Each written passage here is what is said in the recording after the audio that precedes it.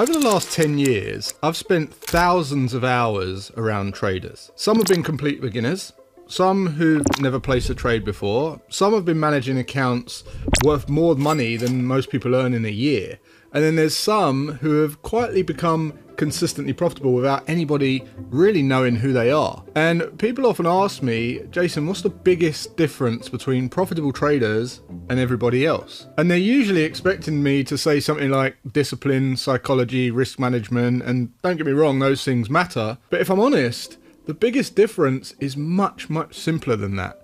It's how they make decisions. Over time, I've realized that profitable traders don't really think differently because they're smarter.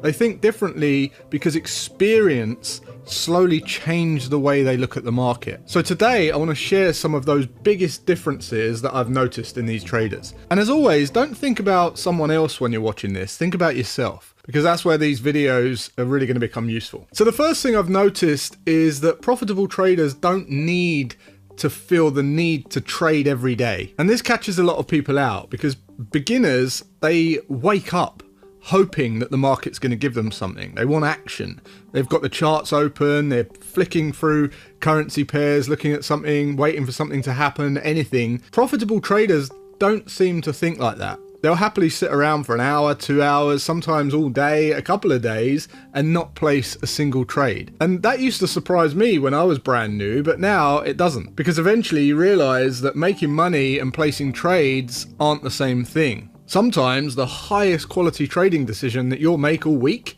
is deciding not to trade. And I know that's frustrating to hear, especially if you're new and you're binge watching this channel, but it's true. One of the hardest skills you'll ever learn in trading is patience. Patience protects your capital. The second thing I've noticed is profitable traders think in groups of trades, not individual trades. And that's a big shift because a beginner finishes a trade and then immediately asks, did I make money? A profitable trader is far more likely to ask, did I follow my process?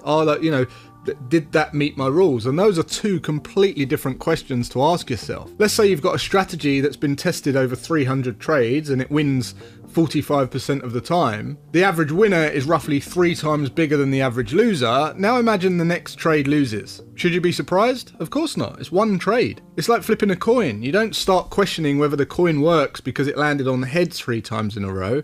You understand you're looking at a sample, and trading works exactly the same way. The sooner you stop judging yourself on one trade, the better. Here's something else I've noticed. Profitable traders become surprisingly boring. And I don't mean boring as like boring people. I mean boring in the way that they approach trading. They don't wake up trying to double their account. They don't spend hours scrolling social media looking for someone else's opinion. They've got a routine.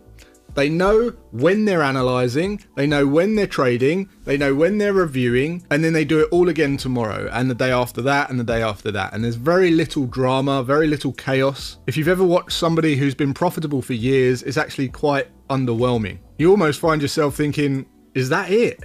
Most of the time. And yes, that is it. Consistency isn't exciting, but it's incredibly effective. Same in business. Whenever your business is boring, it's making money. Another thing I see all the time is people confuse activity with progress. So watching trading videos or listening to podcasts feels productive. Reading books feels productive. Buying another program feels productive, but none of those things actually make you a better trader on their own. They're useful, but only if you do something with them. Imagine someone wanted to be like a great golfer like Tiger Woods, and they spend every evening watching YouTube videos, reading golf magazines, buying new clubs, talking about golf, but they never actually go and hit golf balls. Would they improve? Not much. Well, trading's no different. The traders who improve spend less time collecting information and more time collecting evidence, backtesting, journaling, reviewing trades. That's where progress comes from. On that note, I don't want you to confuse the fact that you should learn in the market either though. You know, there is a difference. I get so many messages from people saying,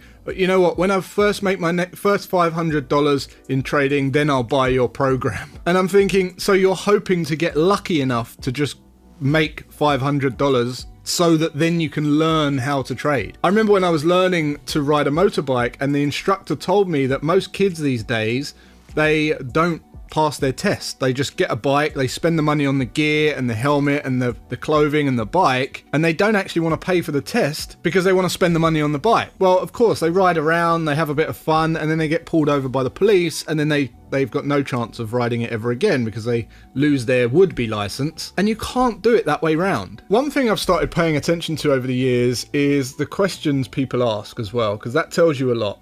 Somebody will ask you or ask me, Jason, what's your favorite indicator? Another person will ask, how do you know whether an indicator actually adds value? So one person's looking for an answer, the other person's trying to understand what the indicator does, and that's a very different place to be. Curiosity is one of the most underrated qualities in trading. The traders who improve keep asking why. Why did that setup work? Why didn't this one work? Why did I break my rules? Why did I feel the need to improve my order or move my stop loss? Curious traders tend to improve much faster than traders looking for shortcuts. Here's another observation. Some of the smartest people I've ever met struggled with trading.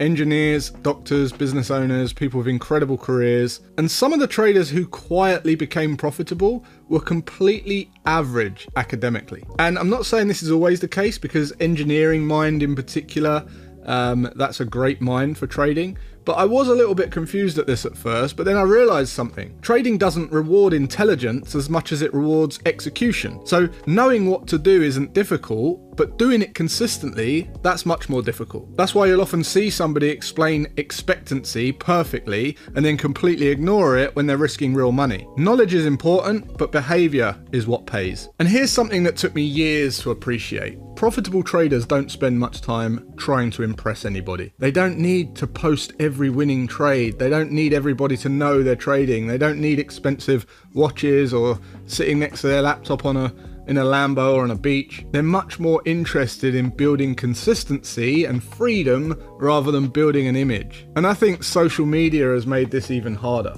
because you're constantly seeing people showing the outcome and very few people show the process. Nobody posts the weekend that they spent backtesting. Nobody posts the 3 hours they spent reviewing their journal. Nobody gets excited about risk management. But those are the things that quietly move people forward. When I first started posting on Instagram and social media, I'd been trading for years. I was wildly profitable. I'd moved my family into our dream house, huge house with a pool, sitting in my office every day. No one knew who I was. And then one day I thought, do you know what? I feel like actually providing some value to people, because it's a bit purposeless or meaningless sitting in this office every day while my friends are out, my kids are at school, my wife's out, and you're sitting at home all day. And my intention was never to show off anything, and I haven't shown off anything. In fact, I tell most people that they shouldn't trade because it's very hard, whilst everyone else is out there telling you it's easy. One conversation I've had with hundreds of traders, it goes like this. Jason, when did you know you were becoming a profitable trader? And when I give them my answer, it usually surprises them, because there wasn't a moment, there wasn't one amazing trade, there wasn't one breakthrough strategy. It happens gradually. I stopped changing things all the time. I stopped chasing every opportunity. I stopped trying to make money quickly